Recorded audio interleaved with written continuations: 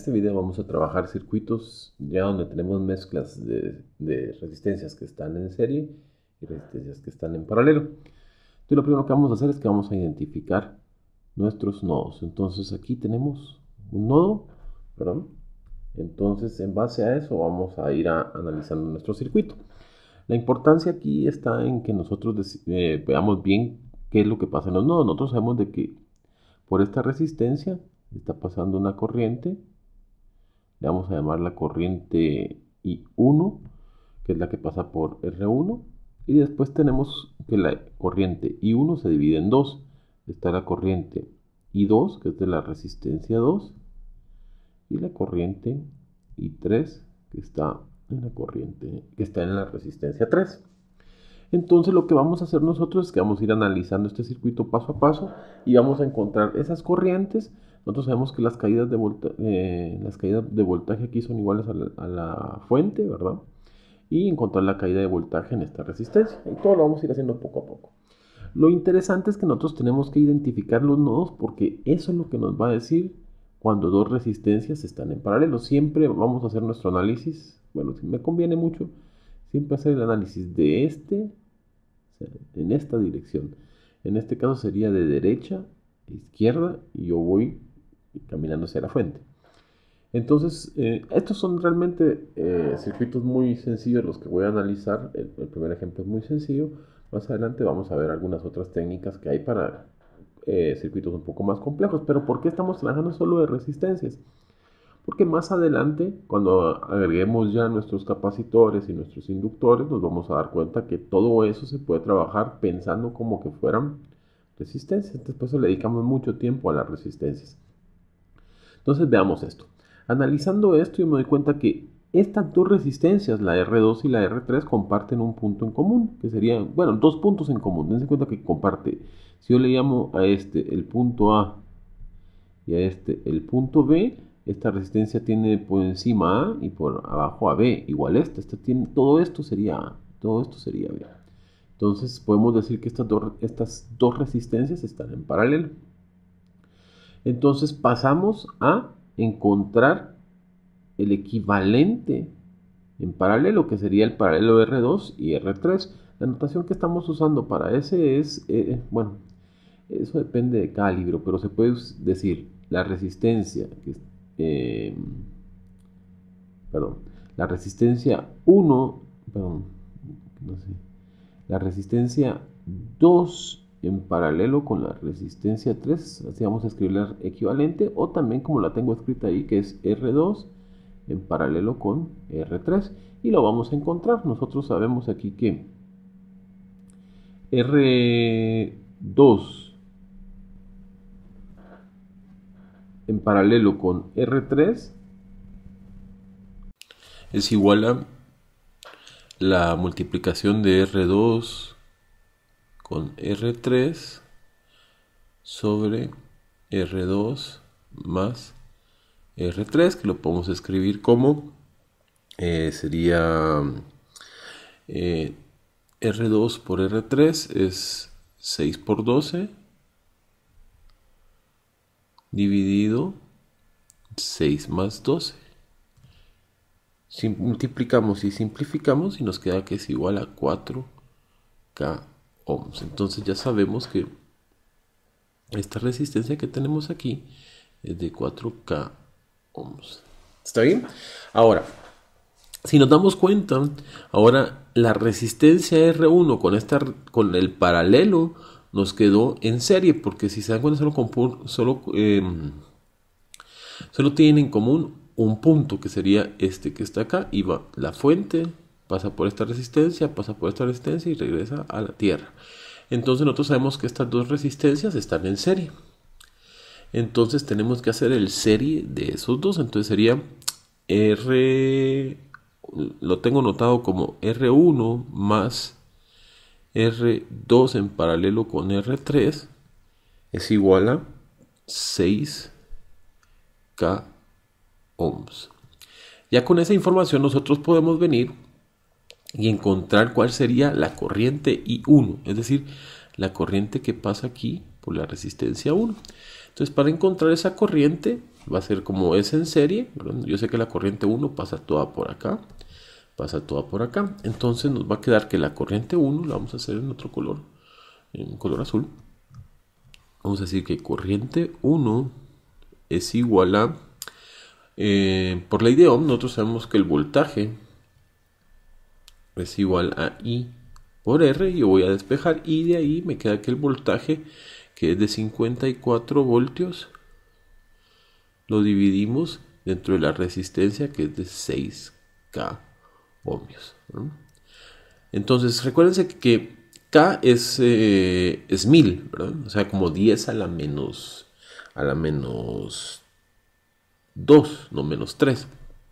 Lo importante es, como tengo K en el denominador y voltaje arriba, entonces yo sé que esto va a quedar en miliamperios. Entonces me quedaría 54 dividido dentro de 6 son 9 miliamperios.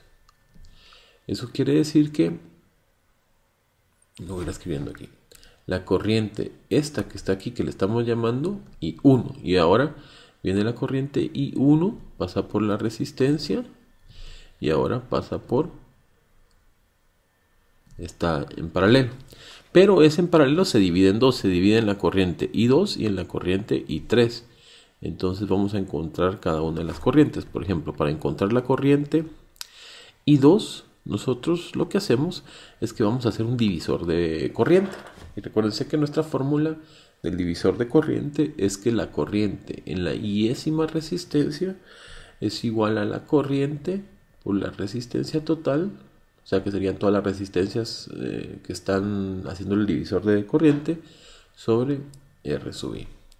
Entonces, en nuestro caso, nosotros tenemos que la corriente está entrando aquí y esta resistencia de 4 ohms viene de estas dos. Entonces, ahí la corriente es de 9 miliamperios.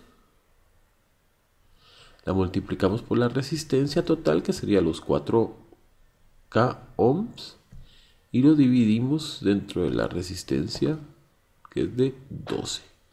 Entonces hacemos 9 por 4 dividido 12, nos queda 3 miliamperios. O sea que la corriente 2, que es la corriente esta que yo tengo marcada aquí, es de 3 miliamperios. Y ahora hacemos la corriente 3. La corriente 3 simplemente sería, como pasan 9 aquí, es lo que me falta para llegar a 9, entonces serían 6 miliamperios. O podrían hacer el divisor de voltaje si ustedes quieren, no hay ningún problema. Entonces aquí tendremos una corriente I3 de 6 miliamperios. ¿Está bien? Entonces, bueno, las caídas de voltaje, nuestras caídas de voltaje, por ejemplo, en la resistencia R2 va a ser igual a la caída de voltaje en la resistencia R3, y ahí cae toda. Ah, perdón. Tengo un problema aquí, arreglémoslo. Antes tengo que calcular la caída de voltaje en la resistencia 1, en esta resistencia. Entonces aquí tengo un divisor de voltaje, ¿verdad? Entonces escribamos la fórmula del divisor de voltaje por aquí. Entonces decimos voltaje caído en la resistencia I es igual a el voltaje de entrada por la resistencia a la que le queremos calcular cuánto está cayendo por la resistencia total.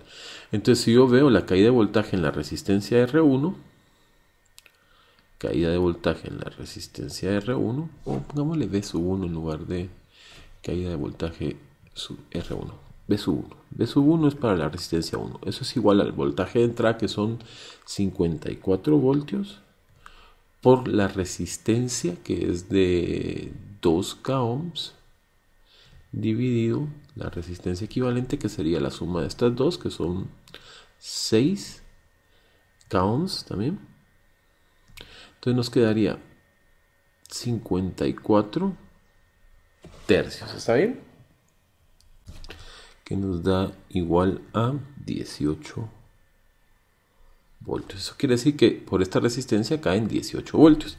Eso nos dice que el voltaje de 2, 3, o sea, del paralelo entre 2 y 3, es igual a, como son 54, yo los 54 Le resto 18 y me dice que la caída de voltaje es 36 voltios.